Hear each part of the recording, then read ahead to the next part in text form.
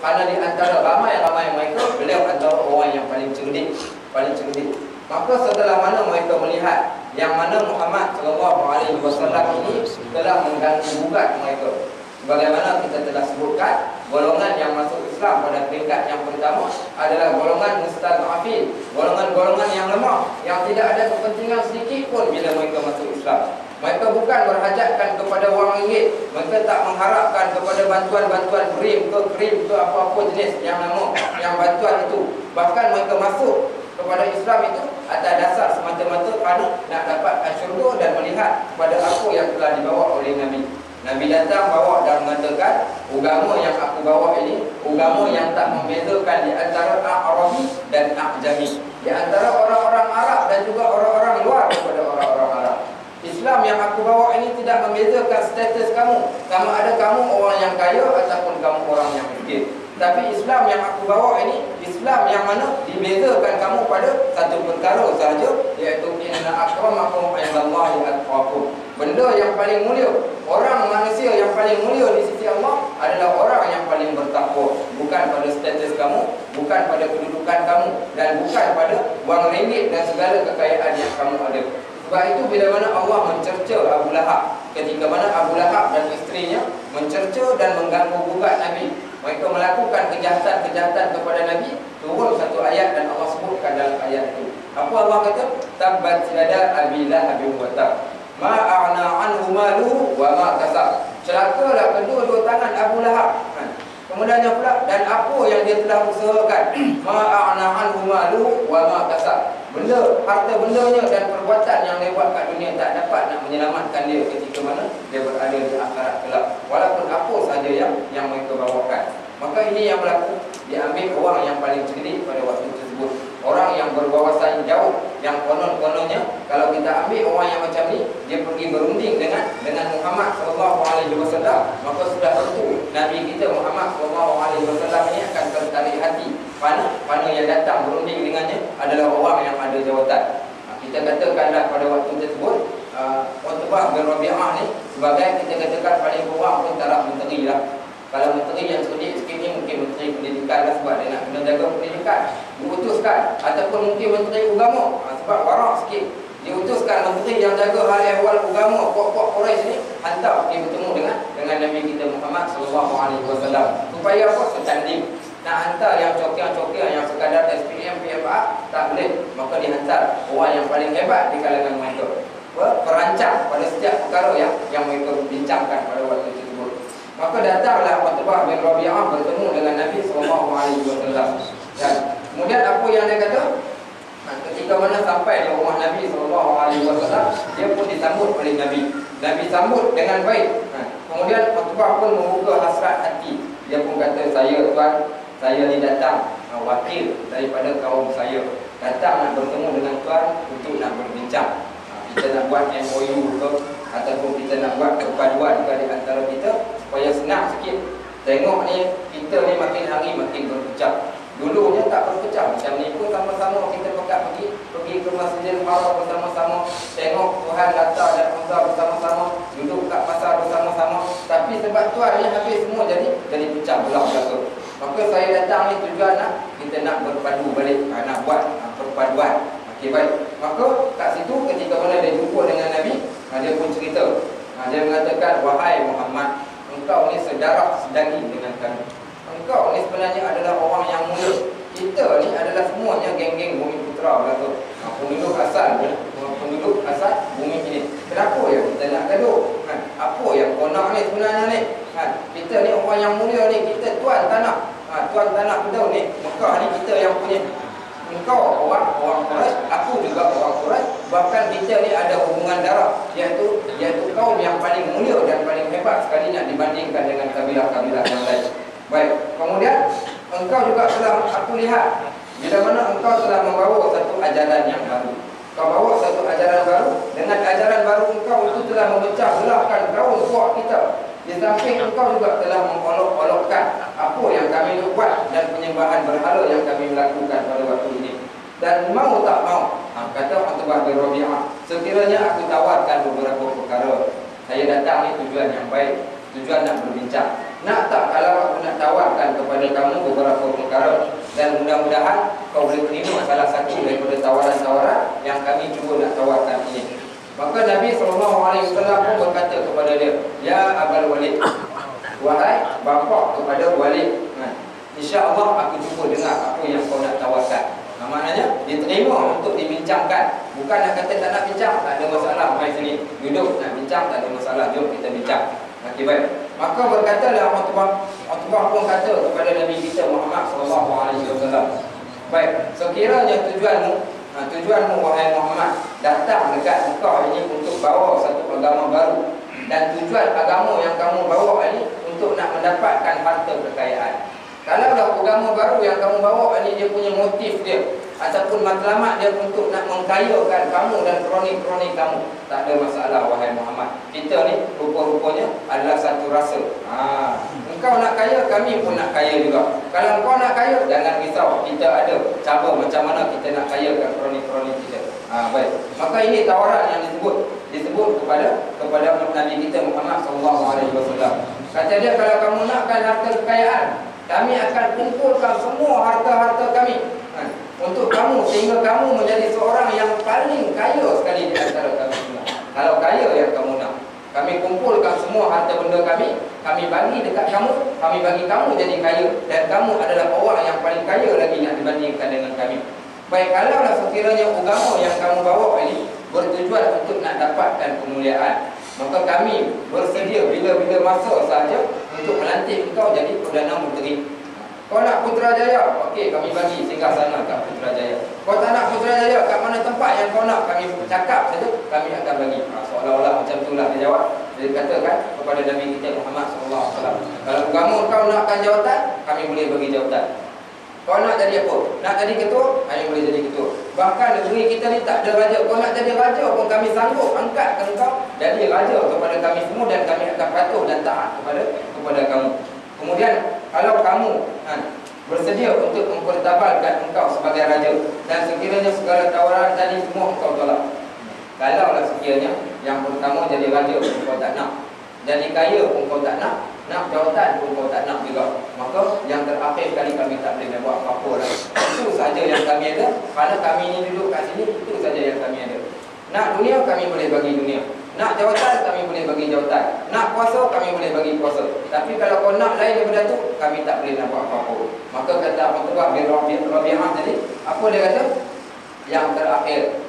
Ini pilihan yang terakhir. Kalau sekiranya Tuan hamba tolak mentah-mentah apa yang kami cadangkan, maka yang terakhir sekali kami bersedia membelanjakan harta kekayaan kami semua ni, nak cari promo yang paling hebat untuk ubat. Maknanya kalau lah semua benda ni tak berjaya juga, kami sanggup keluarkan duit kami untuk bawa tuan pergi berubat. Rasa-rasa kami tuan mungkin sakit. Sakit kenapa? Itulah yang kita katakan sebagai orang-orang yang kafir, orang-orang yang munafik, orang-orang yang hati mereka ni hanya pada dunia semata-mata. Sebab tu Nabi sebut di dalam Al-Quran, ta'asa abdul dirham, ta'asa abdul dinar, ta'asa abdul zawjah. Celakalah orang yang menjadi hamba kepada dirham, celakalah orang yang menjadi hamba kepada dinar, celaka juga orang yang menjadi hamba kepada isteri-isteri mereka dalam bab perkara-perkara dunia. Nabi sebut celaka kepada orang-orang yang macam ni. Bahkan Nabi sebut, ya'ti alaikum, ya'ti ala nasi zamanun, akan datang kepada manusia kelak satu zaman. Hammuhum butunuhum, kepentingan mereka adalah menjaga perut-perut mereka. Saya bawa ni satu tajuk saya mengajar di satu tempat, saya terjumpa satu hadis. Sebelum ni tak pernah jumpa pun. Bila baca bab tu, ada satu hadis Nabi cerita dalam bab nazar. Ada satu hadis berkaitan tentang nazar. Nazar ini masuk dalam bab perkara-perkara tentang perjanjian yang disebut dengan mulut di antara manusia dengan Allah. Nabi mengatakan di akhir zaman kelak ramai manusia suka berjanji mulut.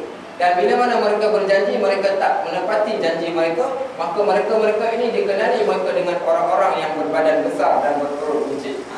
Hadis ni hadis sebut, maknanya di akhir zaman kelak. Sebab tu orang makan rasuah kuat, yang jahat-jahat ni semua tak ada yang perut-perut, semua perut buncit kata. Sebab apa? Dia makan benda yang haram.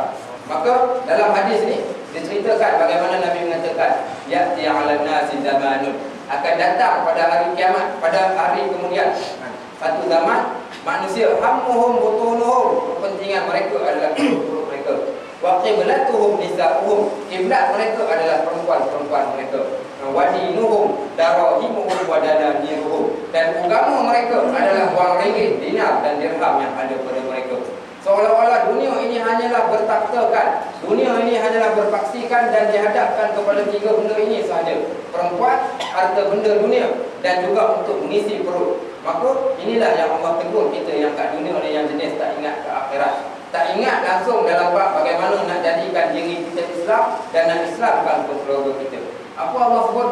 Allah mengatakan ya wa yaqulun wa yatamatta'una wa yaqulun. Manusia-manusia ini adalah manusia yang hanya sekadar berseronok-seronok ke atas dunia dan makan dan minum. Kama ta'kuluna al-an'am, sebagaimana binatang ternak makan dan minum. Ibu ayam dia tolong ajar anak dia cara macam mana nak cari makan. Ibu kambing, ibu lembu dan segala jenis ibu-ibu binatang mengajar anak-anak mereka cara nak makan, kerana itu sahaja tujuan matlamat hidup mereka.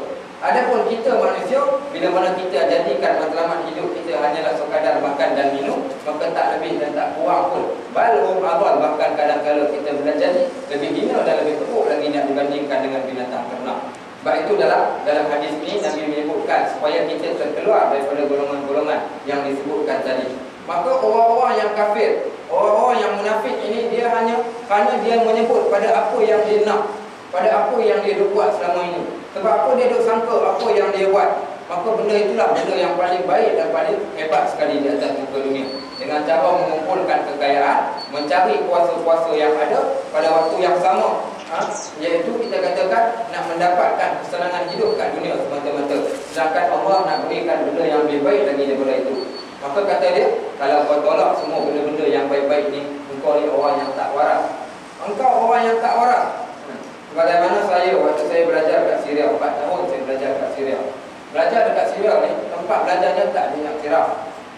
Menterian Pendidikan dan Jabatan Perkhidmatan Awam Malaysia tak iktiraf, satu sijil dia pun tak diiktiraf. Saya dah belajar tahun yang pertama, saya beritahu keluarga saya, belajar kat sini tak iktiraf apa. Dia kata kalau dah kau tahu tak iktiraf, kenapa kau pergi?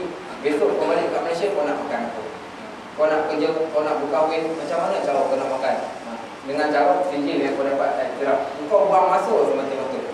Tahun kedua, dia kata lagi, dia hantar nama saya pergi ke Jordan. Nama dah naik dah dekat salah satu universiti kat Jordan. Saya tetap kata saya tak nak pergi. Saya balik kat Malaysia, saya jumpa dengan salah seorang guru saya kat Malaysia. Saya tanya dia, Ustaz, saya dua pilihan. Orang tua saya tak bagi saya belajar kat Syria dengan alasan kat Syria tak diiktiraf.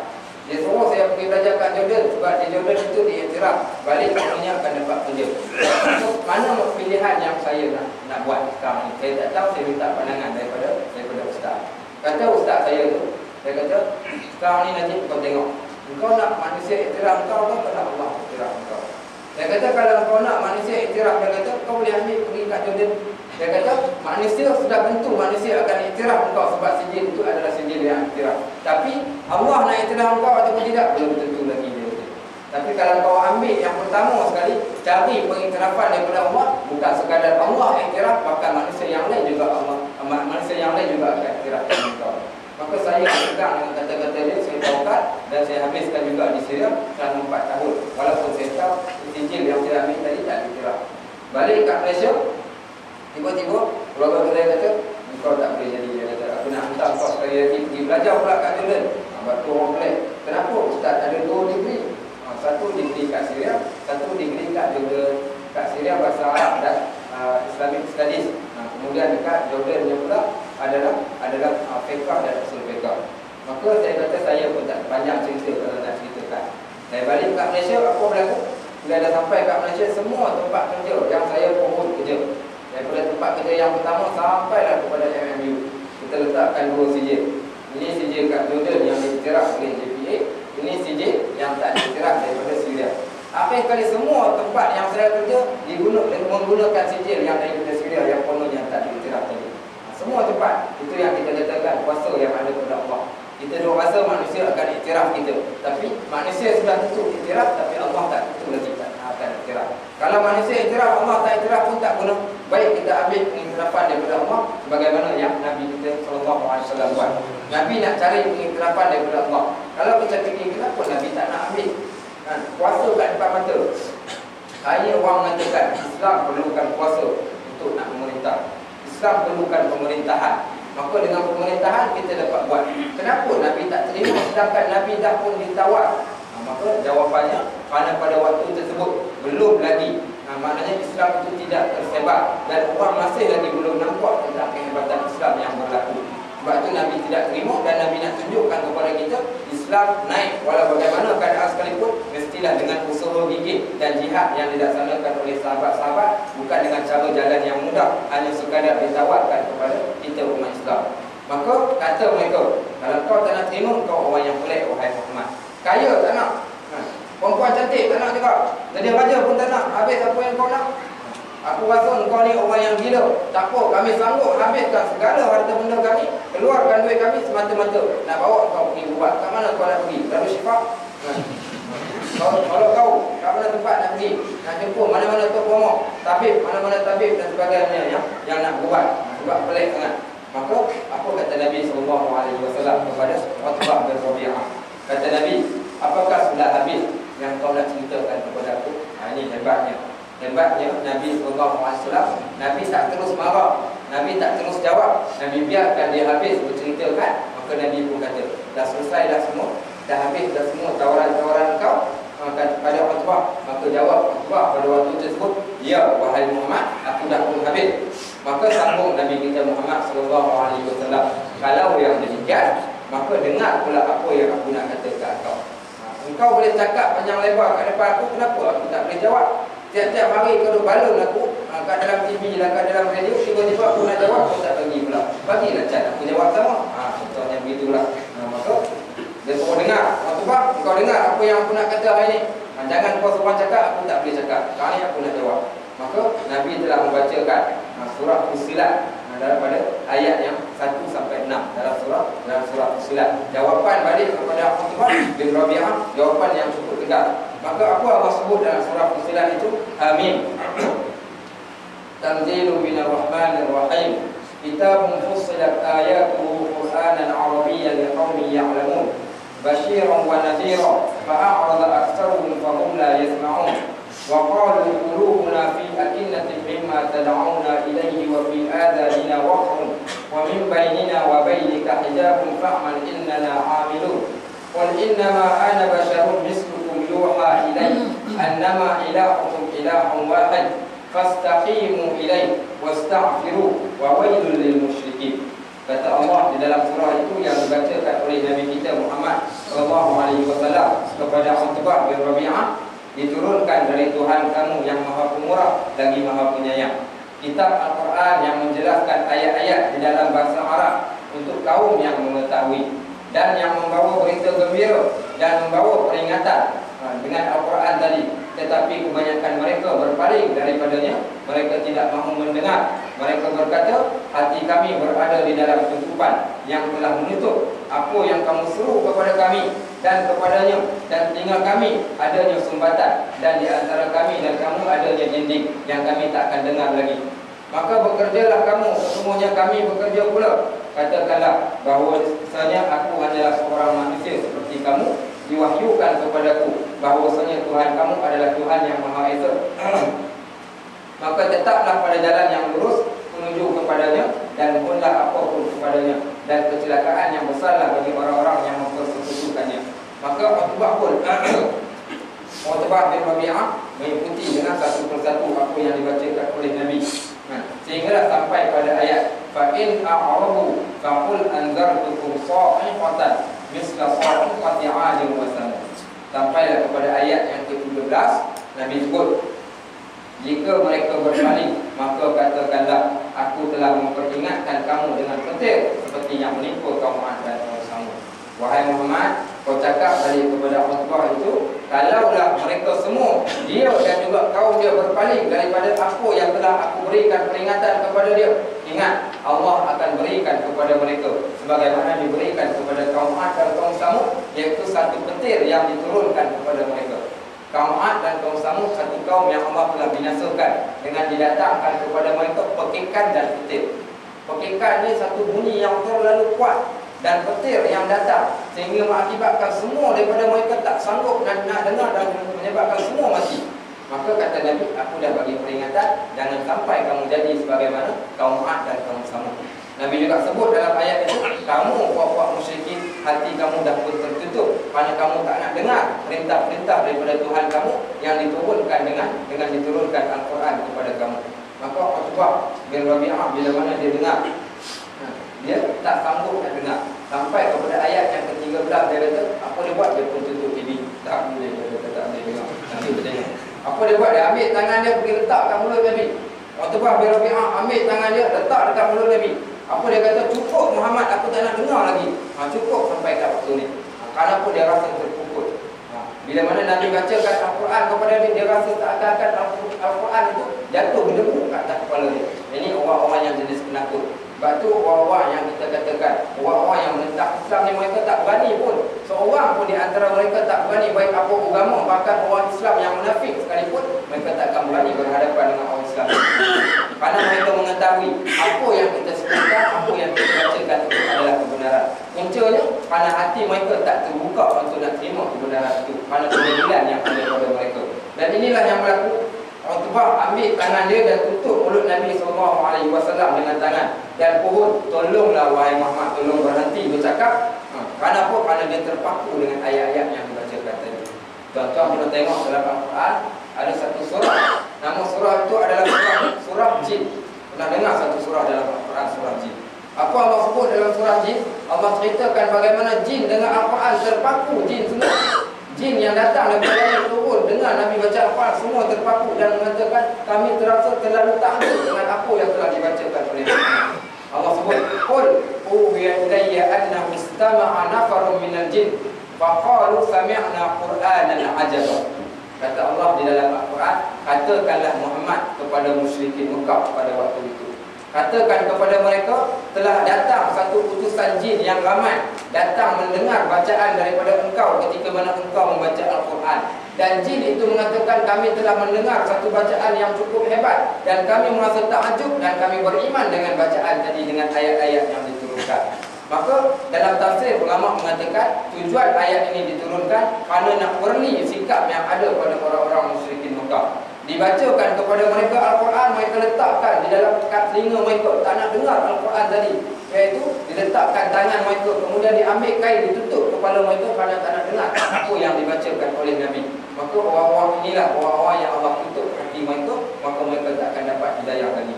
Kalau sekiranya jin yang kasar, ada orang mengatakan sejahat-jahat manusia, makhluk manusia kat bumi ini, maka sebaik-baik jin. Maka ini cerita yang bohong, tak ada satu nas yang menyebut keadaan tadi. Jin, ada jin yang beriman sudah tentulah baik, ada jin yang tidak beriman. Adapun jin yang beriman, mereka ni boleh beriman hanya sekadar dengan ayat Al-Quran. Sedangkan kita makhluk manusia, ada Allah anugerahkan kepada kita akal dan hati, tetapi kita tak nak dengar. Ingat, kalaulah hari ini kita dengar ucapan-ucapan, ceramah-ceramah, tazkirah, peringatan-peringatan daripada mana-mana orang, sama ada daripada ustaz-ustaz penceramah, daripada TV, daripada siapa-siapa yang menegur kita, memberikan nasihat kepada kita, nasihat tentang agama, dalam keadaan kita tak nak dengar, ingat di akhirat kalau Allah akan tanya balik dan kita akan dibertanggungjawabkan kepada apa yang kita dengar. Allah sebut dalam Al-Quran, innas sam'a wal basara wal fuada kullu ulaika kana anhu mas'ula. Sesungguhnya apa yang telah kamu dengar dengan telinga kamu, dan apa yang telah kamu lihat ketika mana kamu berada di dunia, dan apa yang telah kamu fikirkan di dalam hati-hati kamu, sesungguhnya ketiga-tiga benda itu akan ditanya oleh Allah ketika mana kamu berada di hadapan Allah. Maka inilah tujuannya Al-Quran diturunkan sebagai naziran, sebagai pemberi peringatan. Bagaimana Nabi mengatakan, Nabi Allah sebut tentang dibangkitkan Nabi, inna arsalnaka syahidan wa mubasyiran wa nadhira. Wahai Muhammad, kami utuskan kamu yang pertama sekali sebagai syahid, saksi ke atas manusia. Yang kedua, kami utuskan kamu wahai Muhammad mubasyiran, membawa berita gembira kepada manusia. Dan yang ketiga, kami utuskan kamu wahai Muhammad sebagai nadhiran, memberi peringatan kepada manusia. Dan ketika mana Utbah menutup tangan Nabi dan minta dan mengatakan, wahai Muhammad, tolong berhenti bercakap, kerana dia terpaku dengan ayat yang dibacakan oleh Nabi kita Muhammad SAW. Kalau tuan-tuan dah tahu hebatnya Al-Quran. Tuan-tuan nak tahu kehebatan, tuan-tuan boleh tanya Alfred yang baju kuning bawa dia bangun. Tanya dekat dia, sekejap lagi siapa nak berkongsi dengan dia. Kali pertama dia dengar Al-Quran, kali pertama dia dengar surah Yasin. Kali pertama saya dengarkan kepada dia surah Al-Mu'minun. Dia datang kat bilik saya kata, saya tanya Alfred, kau tahu tak apa Tuhan yang kami sembah? Dia kata, saya tahu. Apa nama Tuhan yang kami sembah? Allah. Alfred kata dia kuning. Dia kata Tuhan Allah. Dia sebut dengan pasal. Saya kata, macam mana kamu boleh tertarik dengan Islam? Dia kata, antaranya bermula dengan dia dengar azan di sekolah. Hari ini saya sanggup bangun awal semata-mata kerana saya nak dengar azan. Dengar azan, hati boleh terbuka untuk tengok Islam. Kemudian saya kata, baik Alfred, sekarang ni saya nak buka kat kamu, iaitu azan yang boleh buka. Saya buka azan kat muka, merah pada muka dia dengan azan yang boleh buka. Kemudian saya bukakan kepada dia surah Al-Mu'minun yang dibaca oleh Syekh Bashari Al-Afasi. Bagaimana keadaannya? Mata merah tunduk papat. Tak-tak orang yang dalam keadaan yang sebab dan menangis. Kemudian saya kata dia, baiklah Alfred, cukup untuk hari ini yang kamu nak kenal. Balik ke rumah, download surah Yasin, cuba dengar dengan pakai Walkman atau pakai apa ke yang letak kat dia tu. Letak kat telinga. Dia balik, dia terus download surah Yasin, kemudian terus dia SMS kat saya. Dia kata, Ustaz, kenapa bila saya dengar surah Yasin, hati saya dia jadi sebab dan saya menangis. Dengar surah Yasin menangis walaupun dia tak pernah dengar sebelum itu. Dia tak faham pun, tapi kenapa dia boleh menangis? Ini yang kita katakan hebatnya Al-Quran. Bagaimana Allah sebut dalam satu surah, dalam satu ayat. Apa Allah kata? Wa kadzalika auhayna ilaika ruhan min amrina. Maka yang demikian itu kami telah turunkan kepada manusia kitab Al-Quran yang kami umpamakan sebagaimana roh. Maksud roh ini yang nak menghidupkan hati-hati manusia.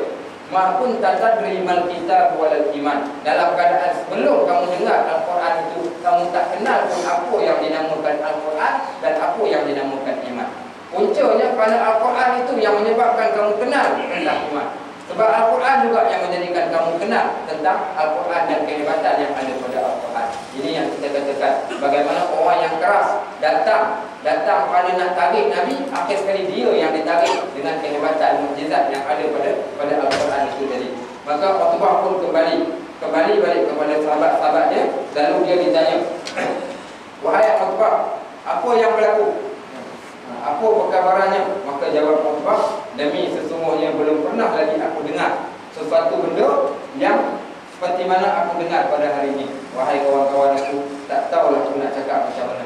Aku tak pernah dengar lagi benda yang cukup hebat sebagaimana yang aku dengar daripada Muhammad yang telah membacakan kepada aku surah Fussilat tadi. Dia kata bahkan benda yang aku dengar itu bukan syair, bukan kata-kata pujangga, bahkan bukan juga jampi selokok, sihir, dan bukan juga gurindam orang-orang yang terdahulu, iaitu orang-orang bangsawan sebagainya. Dia kata, wahai kaum Quraisy sekalian, wahai kaum-kaum aku, dia kata, dengarlah cakapku ini, berilah peluang kepada Muhammad. Kembali pula Utbah bin Rabi'ah yang asal pergi nak tarik Nabi, dia balik kat kaum dia cakap kat kaum dia, bagilah peluang kat Muhammad tu. Aku tengok dia adalah orang yang baik. Apa yang dia bacakan itu adalah benda yang cukup hebat, bukan syair dan bukan kata-kata gurindam, tapi yang beliau sebutkan itu adalah benda-benda yang menakjubkan, yang cukup pelik. Dan aku rasa bagi pihak aku, biarlah kita biarkan Muhammad tu buat apa yang dia nak buat sebelum ini. Maka apa berlaku? Demi Tuhan, dia kata lagi, apa yang aku dengar tadi adalah satu berita yang cukup istimewa. Andai kata apa yang digambarkan oleh Muhammad tadi terhempak ke atas kamu, maka tidak ada orang lain, hanya Muhammad saja yang boleh melepaskan kamu. Dan andai kata Muhammad boleh menonjol diri di kalangan bangsa Arab, maka percayalah bahawa kekuasaan kamu dan kemegahannya adalah kemegahan kamu juga. Wahai kamu orang-orang Arab yang kaya-kaya yang ada kat depannya, kamu semua kronik aku kaya, kamu kaya. Dan ingat, satu hari nanti kekayaan kita ni tak memberi apa-apa pun kemuliaan kepada kita. Dan yang mulia yang ada pada kita ni sekarang ni adalah yang ada pada Muhammad. Muhammad inilah yang akan memuliakan kita orang-orang Arab sekalian. Ini kata-kata yang betul tepat. Kalau kita nak kata dekat orang-orang Melayu yang nak gila Melayu yang sangat, sikit-sikit hidup Melayu, kita patut pergi baca apa yang Utbah kata. Utbah pergi sebut dekat kaum Arab. Dia kata, wahai kamu semua orang Arab, kita dengan kekayaan kita dengan kearaban kita hari ini tak dapat memuliakan sikit pun kita. Siapa yang boleh muliakan kita? Muhammad yang boleh muliakan kita. Tapi dia muliakan kita bukan sebab kita Arab, tapi sebab ajaran yang dia bawa tadi. Inilah yang dibawa pula oleh Umar Al-Khattab radhiyallahu anhu. Apa kata Umar Al-Khattab? Nahnu qaumun a'azzana Allahu bil Islam wa mahma tawainaha li ghairi azallana Allah. Kami ini adalah kaum yang Allah muliakan kami disebabkan oleh kerana Islam. Dan kalau kami enggan, kami tak nak kepada Islam, nescaya Allah akan hina kami disebabkan kami tak nak kepada Islam. Mulia kita bukan mulia sebab bangsa. Mulia kita bukan sebab kekayaan dan kemuliaan, kekayaan harta benda yang kita ada, tapi kemuliaan yang paling mutlak adalah kemuliaan yang Allah berikan. Sebagaimana yang kita baca ketika mana lepas daripada solat, tu'til mulka man tasha wa tanzi'ul mulka mimman tasha wa tu'izzu man tasha wa tuzillu man tasha biyadikal khair innaka 'ala kulli syai'in qadir. Allah dia boleh berikan mana-mana kerajaan kepada orang yang dia nak. Dia juga boleh cabut mana-mana kerajaan daripada orang yang dia tak nak. Allah juga boleh berikan kemuliaan kepada siapa yang dia nak mulia, dan Allah juga boleh berikan kehinaan kepada siapa pun yang dia nak hina. Kita tengok Muammar Gaddafi, orang yang asalnya mulia tapi akhirnya ditamatkan dalam bentuk yang hina.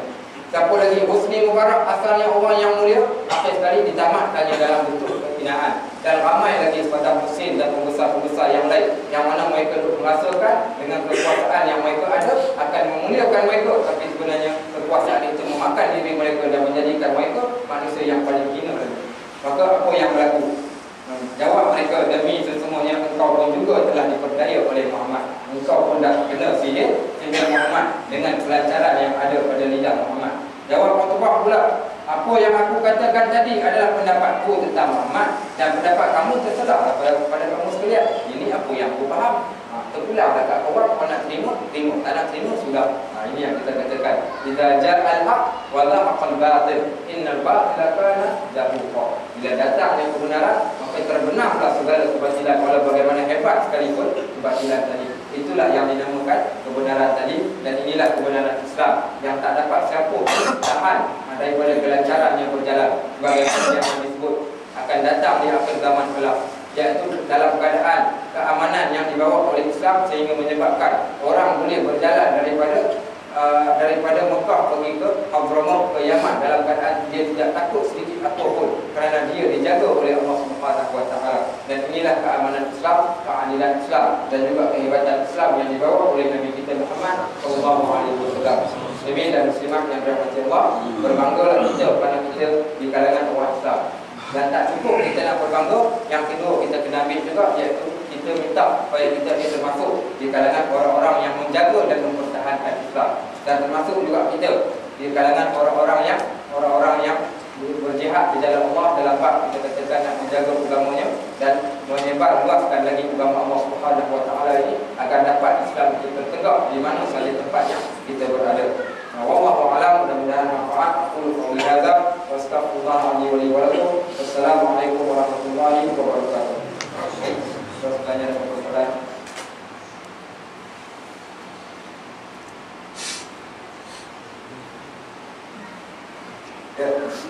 Ustaz, saya ada terbaca kisah Nabi Khidir alaihi salam dengan Iskandar Zulkarnain. Kisah ni yang Nabi Khidir dia dapat minum satu air. Mana air ni tak silap saya nama dia Ainul Hayat.